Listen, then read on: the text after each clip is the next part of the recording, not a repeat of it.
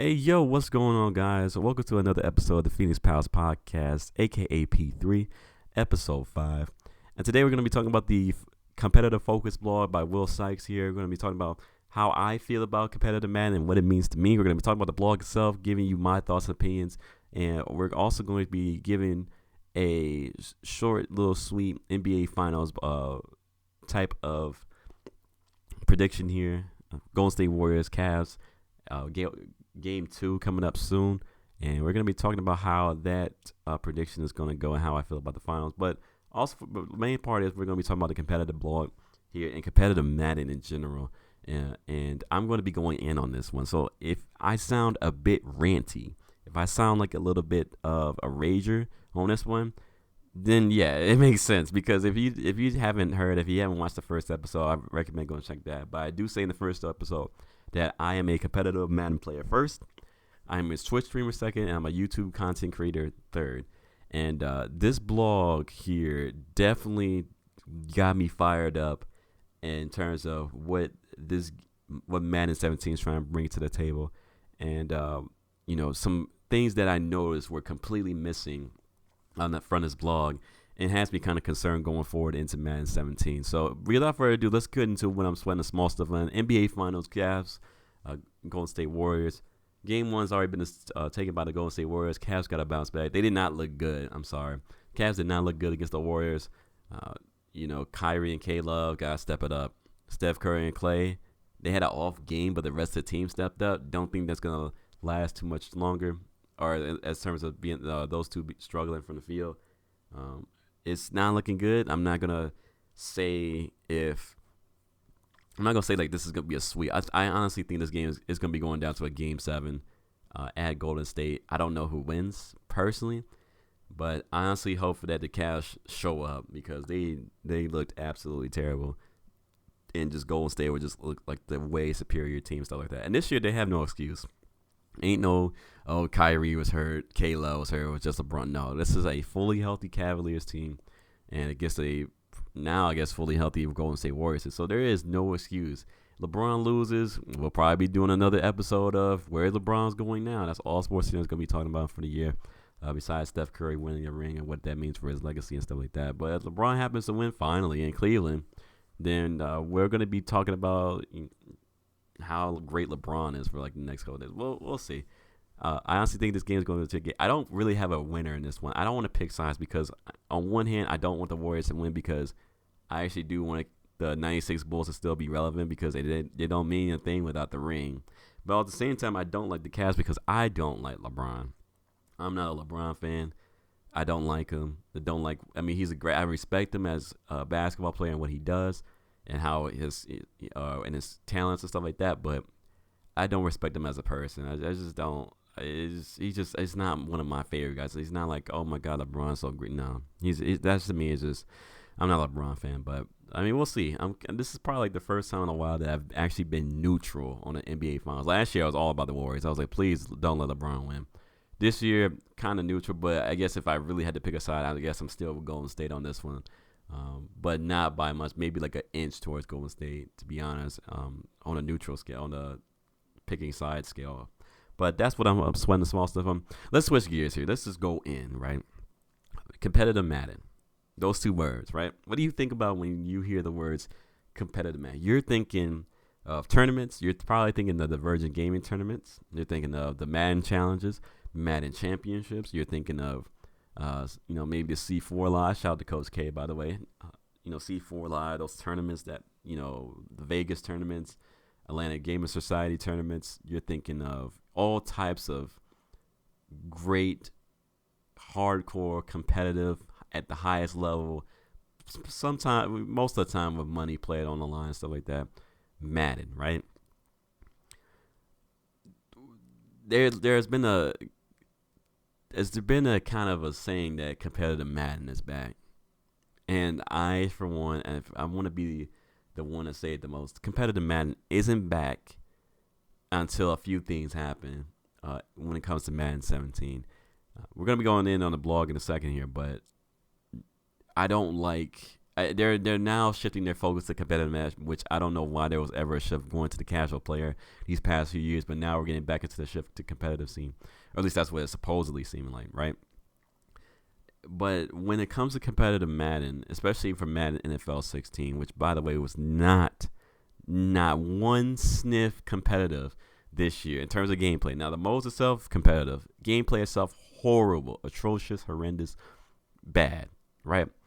Here's the question, right?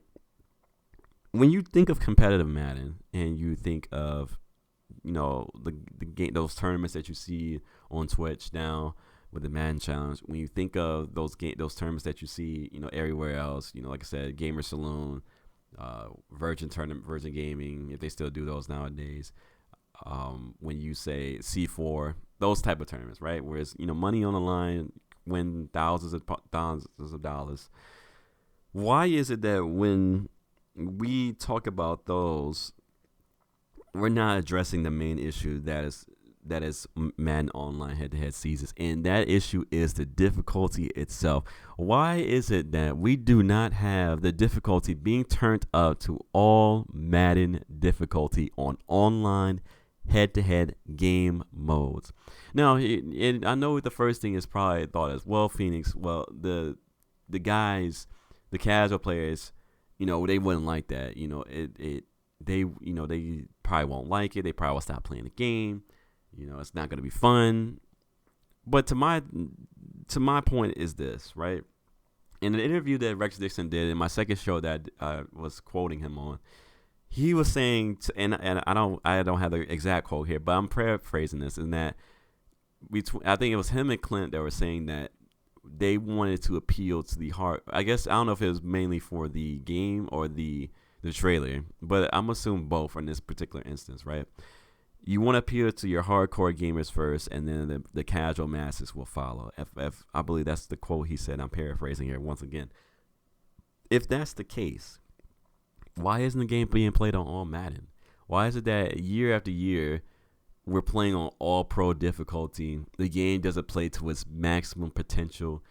That it probably will play great. Honestly, I think in all seriousness, Madden NFL 16, if we were to play online head-to-head seasons on all Madden difficulty, on all modes, regular, ranked, MUT, draft champion, salary cap, if the game was playing on all Madden difficulty, I honestly think Madden NFL 16 would actually be a decent game, minus the zone coverage because that was horrible.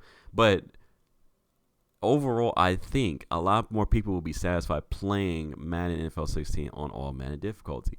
Again, here's my question to you guys. When you talk about we want to play the game at the highest level, why is it that when we were watching the Madden Challenge, the draft champions, no offense to the champion Mo, I don't take nothing away. A win is a win. A championship is a championship. But the game is played on all Madden. That game should have been over with in probably like the second quarter, honestly. If the game was playing on all Madden, I'm pretty sure that the game would have either been very, very close or the game would have been over. It had probably around the second quarter. I think Mo would still probably won it. In my honest opinion, I think Mo still wins that one. But the game, I just don't understand why we're not playing on all Madden. This is for money. We're playing $20K on the line. Think about this, right? This upcoming tournament that's coming out down the line, right? We're playing for what, 20, 25K, and the game is being played on all pro difficult. There's no boost. There's no we're going to be turned up to all Madden here. No, the game itself was playing on all Madden. Or excuse me, all pro difficulty. To qualify for this tournament, it was played on all pro difficulty. All pro difficulty. Even back then when we were doing the draft champions, all pro difficulty. You see the point, you see the issue here. The game, when you look at other tournaments, I assume, to the best of my knowledge, from what I know, from what I've seen, the game, whenever you look at a tournament game on stream, on Twitch, on YouTube, whatever the case may be, the game is being played at all Madden difficulty. But yet we're regressing here to all pro difficult. And for once, I would love the developers to tell me why exactly are we not playing on all Madden difficulty? Why? Now, again, here's the question. Or I know what some of y'all saying again, it's not gonna be fun, casual players will quit, nobody will play the game, blah blah blah blah. But actually I say the opposite. I think they would. Do I think they would initially be discouraged, and do I think all of us would stumble out of the gate? Yes, Yes, I'm not saying nobody's gonna be coming out blazing hot when it comes to Madden Online on all Madden difficult. I'm not saying that, but hear me out on this one. The way people play the game this year, or just Madden in general, the amount of hours that are put in, right? Don't you think over time people can adjust? Don't you think over time people can adapt? Don't you think over time the silly issues like aggressive catch being OP, and everything like that, wouldn't that kind of go away? In a sense, because at that point in all Madden, if you have ever played the game of all Madden, whether it's just against the computer randomly on even in solo challenges and stuff like that, ratings tend to matter a lot more than they do on All Pro.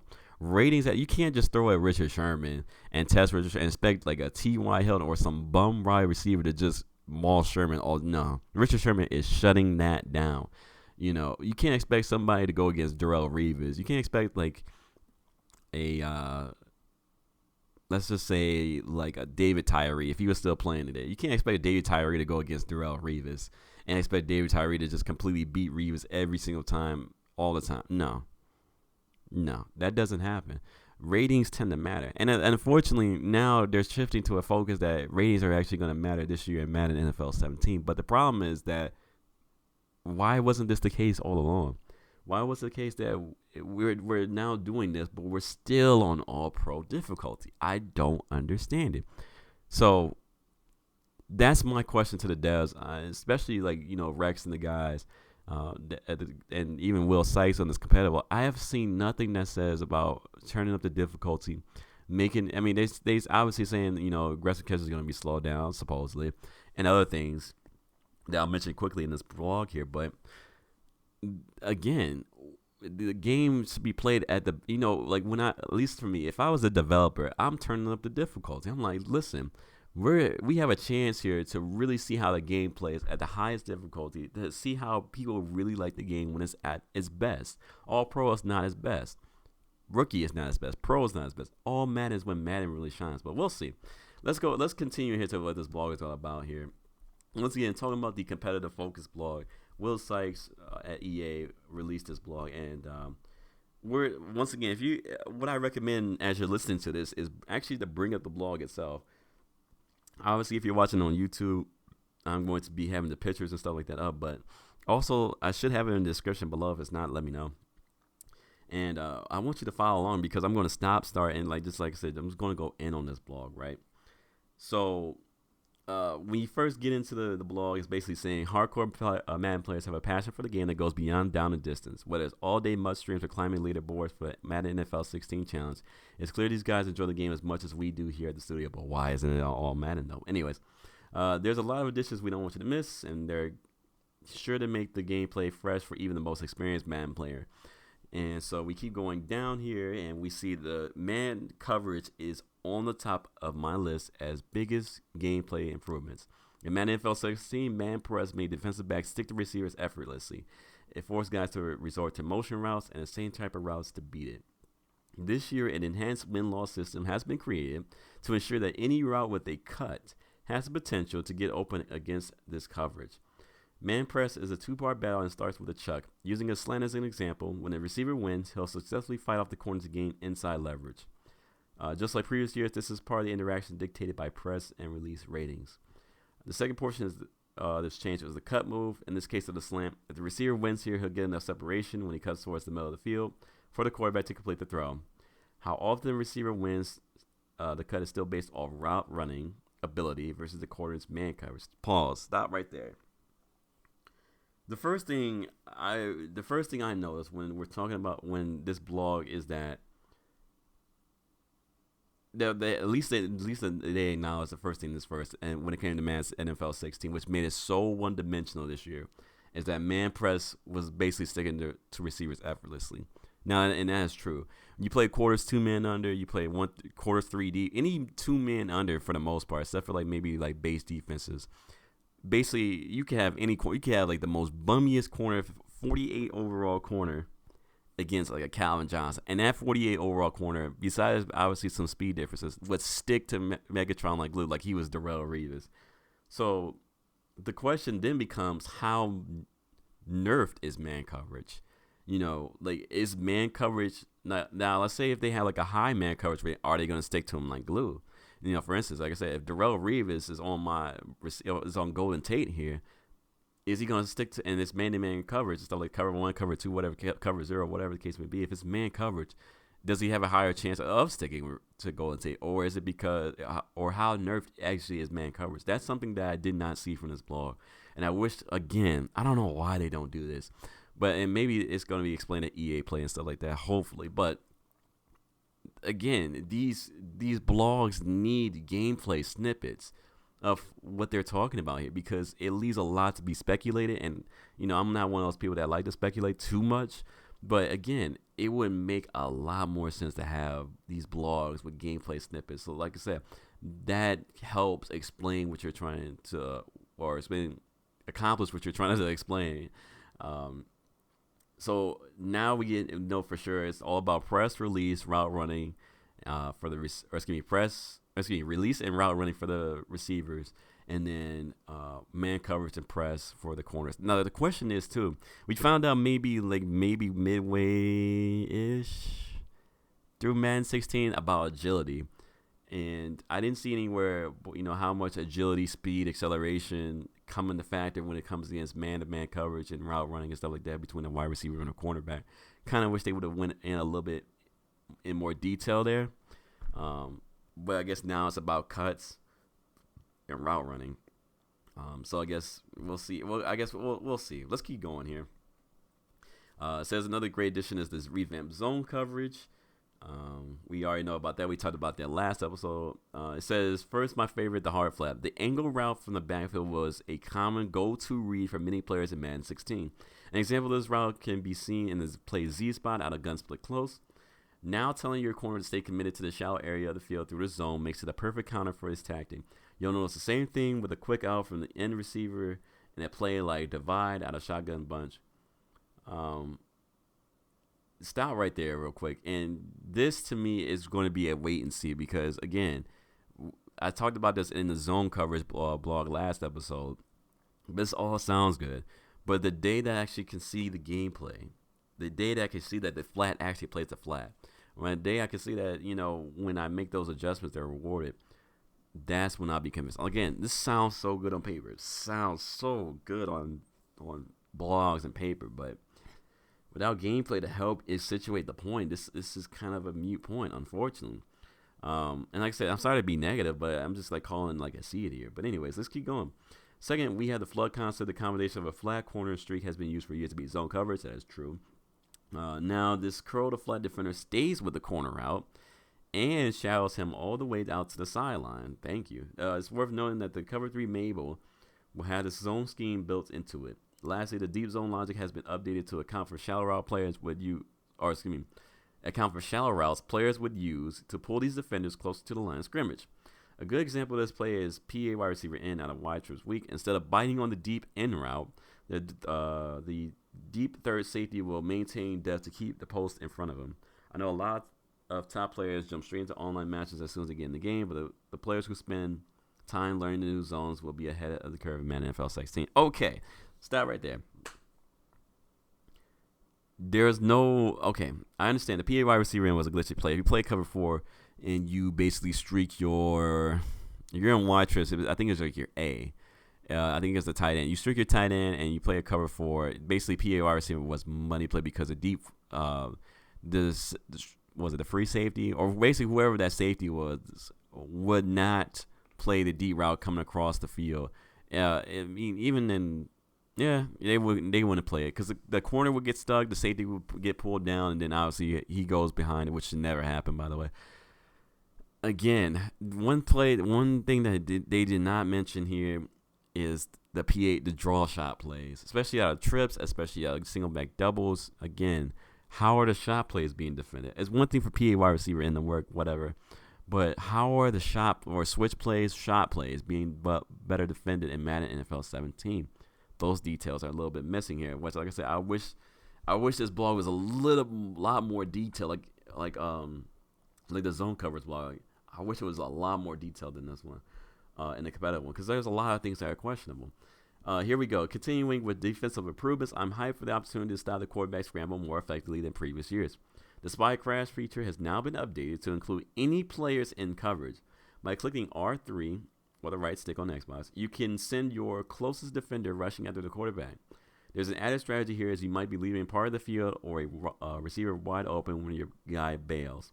The coverage crash also ties in with the improved defensive line logic. Defensive ends who see a quarterback getting outside the tackles are more adept than ever in Madden NFL 17 of shedding the block and chasing him down. Not having to put contains or a spy on the field every down when you play a mobile quarterback is a relief and allows players to focus more on their coverage adjustments. Okay, so stop right here. The question then becomes as now, for those that don't know why I'm pausing here or stopping here, in Madden NFL 16, what would end up, even in Madden NFL 15, this was notoriously bad. They kind of fixed it up in Madden 16, but still bad. Whenever the mobile quarterback runs out of the pocket, a lot of times it was either that you had no control whenever your corner or your defender would go after him, or sometimes whenever you asked him to, or you wanted them to, and there obviously you see the mobile core just running right toward them. They kind of just shuffled their feet or strafed and kind of moved out of the way in a way. So now that we actually have, the question is, are we in complete control? And it sounds like we are actually in complete control when we want to send that coverage guy down and chase into the quarterback, and when we don't want him to. But yeah, in the past couple of matches, it was very, very glitchy because sometimes it was more like, okay, you see the quarterback, let's say like Tony Romo scrambling out, he's rolling out to his right on a play action bootleg, right? And you're seeing him, and your coverage guy stays in front of him, right? Because obviously, he's not going to pass the ball. But sometimes, even if you didn't want him to, like you would tell him, like, hey, stay back. We could let Romo scramble for a couple of yards. He's not going to go anywhere. They would just go right towards Romo like he was Michael Vick or something like that. And obviously, because he bails and goes to Romo, it left my coverage wide open, and obviously he made a complete pass. So now it sounds like we have more control, and this is a good thing. I actually do like this feature. The spy feature last year was fantastic. I think it worked effectively. And this year, my second question is how will the defensive line know? Is it when it's in their field of vision? Is it a play rec thing? Is it is it just because of the logic and stuff like that? Like, how will we know? And this kind of scares me because it says, like, you won't have to put contains out every single play. Those are kind of scary because contains haven't worked out that well for the most part. The spy feature has, but the contain feature, the quarterback contain, has not been that great as of recently. So we'll see how this one plays. This one's a little bit questionable on that one. Here we go. This is the part I wanted to get to the most so far. What's also a relief from a competitive standpoint this year is that quarter and other formations like it have been recreated to be more authentic in terms of how they defend the run. The biggest issue here was the defensive backs. They would unrealistically shoot in to blow up run plays. By making them more realistically able to read run versus pass first and improving open field blocking for their offensive line, this is the last defense you'll want to be called in against the run. This is not the case if your opponent is a pass-heavy formation. When tuning these defenses, we made sure it applied to max coverage defenders as well, where only one or two defensive linemen will be rushing. All these changes result in stopping the run being grounded more in real-life concepts, even at the highest levels of Madden. I can imagine some players who typically use one defensive formation the whole game might find themselves using a variety of personnel groups to match the offense this year. Stop right there. Stop. Okay. This was the biggest issue of Madden for the past few years. Quarters formations being able to both stop the run, stop the pass effortlessly. Put down the controller or maybe use a safety and blow up the run plays, which were so unrealistic. It was a joke of how effective quarters was. It started off not being as effective this year, and then all of a sudden this guy is totally effective once people started finding out how good man coverage was this year. Same thing with last year. Quarters could stop the run at Madden NFL 15. It was horrible. This year, again, how do we see this in action? We'll see this probably. Hopefully, we'll see this at EA Play. That's just one of the other biggest concerns I have. And I might be hitting on this after EA Play happens and after we see more gameplay and things like that. I am very curious to see how exactly this is going to go down. Again, we're talking about the offensive line being improved against the run, but what about the pass? We have guys who are always rush one or two defenders, or one or two linemen, or one or two defenders, one or two linemen, and somehow beat five guys on offensive line. How's the offensive line being improved? That's one thing I did not see. This was kind of made me disappointed this year in Madden when these blogs is how much has the offensive line improved when it comes to finding out where the defenders are coming from, the logic behind head on a swivel, looking at every single double teaming guys that should be double teamed, and then when it comes to the run, just going to the next level and getting guys instead of just double teaming right off jump, and then just like letting like a second level defender just come in and just clap up my running back or clap up my my fullback from blocking and stuff like that. Like how I'm like I said again, I always say this again. I'm trying not to say this nearly as much, but without gameplay, it sounds good on paper. It sounds so good, but doesn't matter if the gameplay doesn't mean nothing. Again, that's my biggest concern. Online head-to-head seasons on all Madden, the run game against quarters and big formations like this, and then where we have this. Actually, no. We'll have another part later on. I'm gonna show, I'll hit on this later. But anyways, let's continue with this blog real quick. Moving over to offense, every hardcore player can agree the double juke was the most effective move in Madden. That is actually facts. It was way overpowered. It got to the point where players on defense would anticipate would anticipate someone doing it when pursuing an open field, which made just range straightforward and actual strategy on offense. While it was cool to see some of the breakaway runs that resulted from a Madden challenge, head-to-head is more engaging when there's a variety of fakes that are all effective depending on how skilled a player is with them. Sorry, the reason why I said that loud is because I agree with that point. That's exactly what the new ball carrier moves bring to the tail Madden NFL 17. Like the new zones, even the veteran guys are smart to take their time learning these, mastering which angles to do which moves, and with which player is going to play dividends for anyone who puts the time in. This upcoming part is probably besides obviously the stuff we're hearing in this blog, this part means the most. As somebody does a playbook breakdown, or playbook breakdowns for the game of Madden nowadays every single year, starting from Madden NFL 15 to now 16 for the most part, and now going to be doing it in 17 once I get again my Elgato. This part here, it makes the biggest difference to me when it comes to Madden, and is this. When you're sifting through offensive playbooks to find that one that will help elevate your game to the next level, the quick audibles for a given book can be a deal breaker. This is especially true in modes like Draft Champions and Madden Ultimate Team. Knowing this, we tweaked the default audibles across the entire game this year. One thing players will notice here is that run-heavy sets now have 2 run audibles. One attacks the inside and another pushes the ball outside. Stop right here.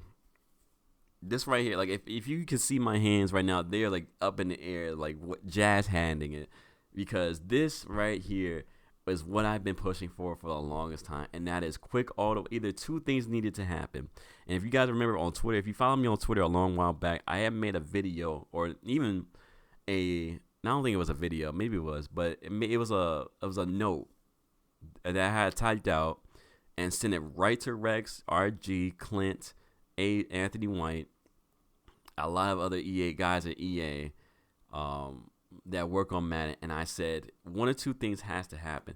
Either we need custom audibles, or the audibles and stop playbooks have to be approved. Like the halfback draw cannot be an audible anymore. I'm sorry, I don't care. If maybe in compressed sets it can be, fine, whatever the case may be. But even still, the halfback draw needed to leave. Like that was the biggest issue, is because I'm a guy that likes variety in Madden, right? I don't like seeing the same people run the same books every single, well, not every single year, but running the same 5 or 6 books almost every single game. It's one thing that the books are effective and highly good, and really, really good. But the thing that killed me about other books that separated like the great books from the books you see online, from the average books to the great books to the things you see on Madden all the time, was this: the audibles, and the audibles from quick audibles. And again, to actually see that being changed is a huge thing for me. Again, I don't know. I unfortunately, I really, at some point in time, quick side note here, at some point in time, I would really love to be going down to EA and actually talking about these playbooks and actually being able to see what playbooks are or what. I really wish I could have seen the formations and stuff like that too, because that would have made oh my goodness, to be able to do that. Yo, for anybody that works at EA, if you're a developer listening, yo, please let me go down to EA one time. Can I get an invite to EA one time? Okay.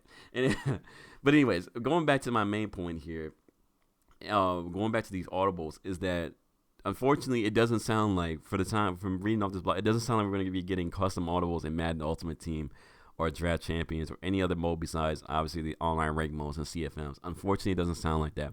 However, what it does sound like, at least off paper, and unfortunately the picture that I'm looking at now is only showing like a run heavy set. It doesn't show like a regular shotgun set. But one of the things that I did notice was that, or excuse me, that I'm very, very appreciative of is, like I said, the default audibles are being reworked. Again, I really hope that means halfback draw is not an audible when it comes to shotgun formations or single back formations, and that when you do call anything else besides run, inside zone, toss, and fullback dive, that it actually matters what run you call and what the defense is in. Because if I want to call a halfback dive against a quarter set, it should work like a charm. It should not be getting stuffed. It should not be getting, completely mollywopped, and I should not be getting clapped up by a strong safety coming in from like the third level, basically. Same thing with the stretch play. If the defense is going to be on the let's say I'm running the stretch play to the right, the defense is all lined up on the left. That should work. You know what I'm saying?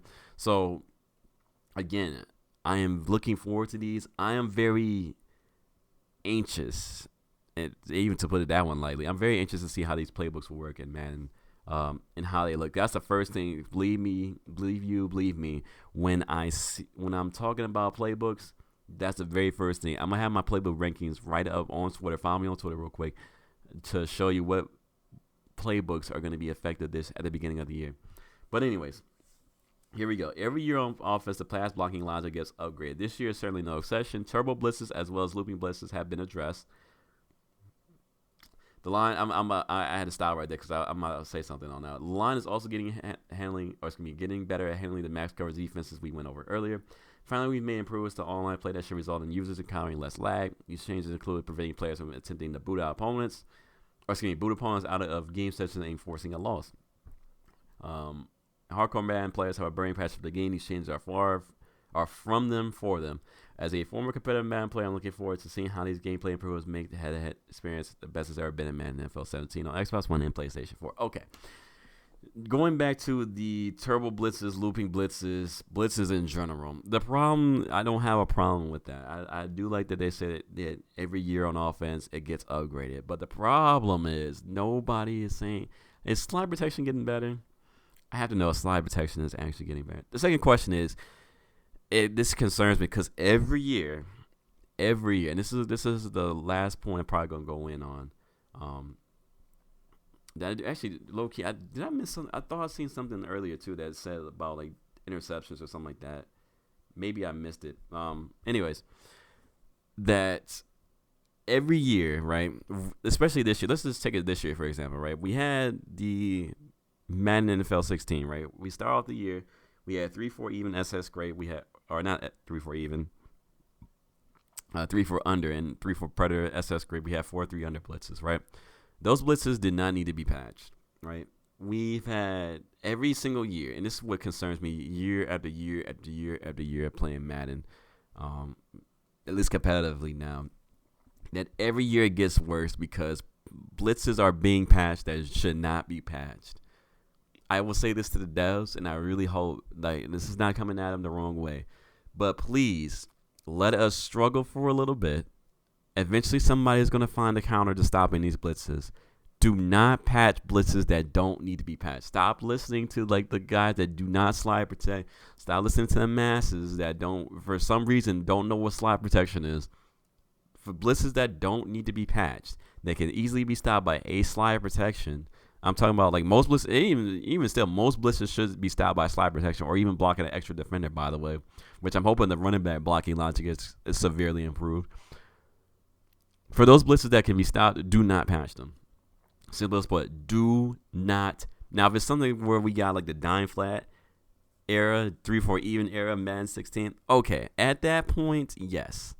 Those were worthy blitzes of being patched because no matter how you slid or anything, or even these double loop crossfire blitzes, they should be heavily nerfed, and they sound like they are this year. Cool. But even still, if it's slidable, if it's blockable, do not don't go through this same old that we go through every year where we start off this. Here we go. This is how it goes, right? In my opinion, here's how it goes. We start off every year.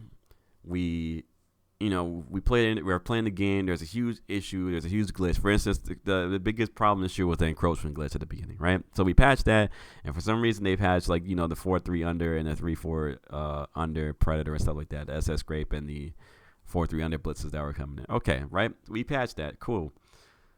The problem then becomes is now it opens up the gate to every other formation in the game. So for instance, every year that I'm noticing now, every year after maybe 2 or 3 patches, 3-4 even comes back, 4-6 comes back, dime flat comes back, nickel strong comes back.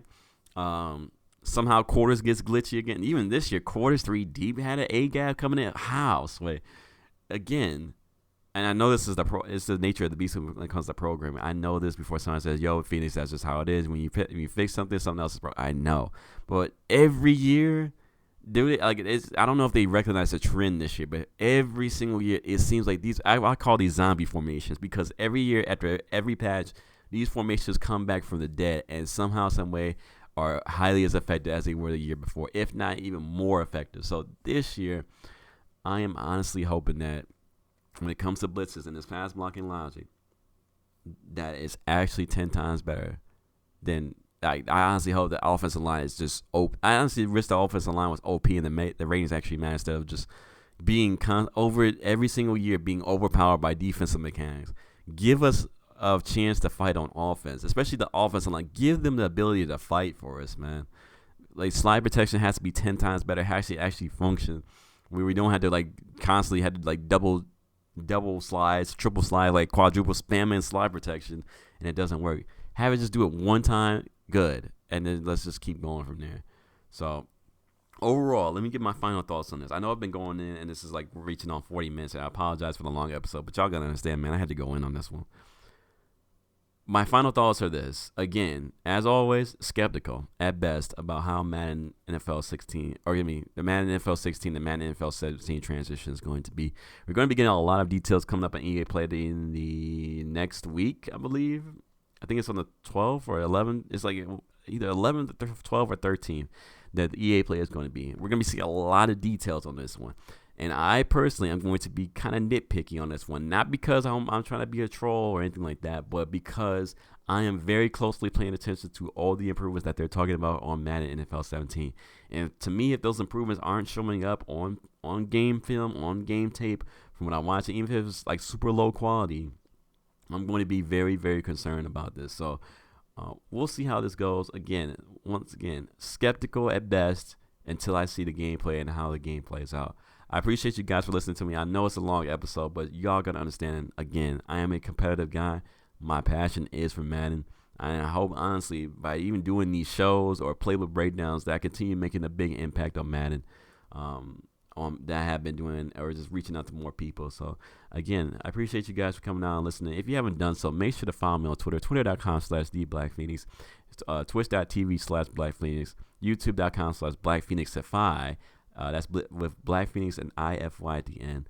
And then my blog talkradio.com, I believe, /Phoenix Palace Podcast. That's where you can find all these. And even on iTunes, if you type in Phoenix Palace Podcast on there, that's how you get access to all the podcasts and previous episodes. And also on YouTube, we posting them on there for you guys in case you guys aren't seeing them on iTunes and stuff like that. So if you haven't done so, make sure to hit that follow button, subscribe button, wherever the case may be. I will see you guys in the next week or next week's episode. Hopefully there's another blog we can talk about, or even talk about the EA Play event itself. And I will see you guys in the next episode. 5Gs, y'all. Peace.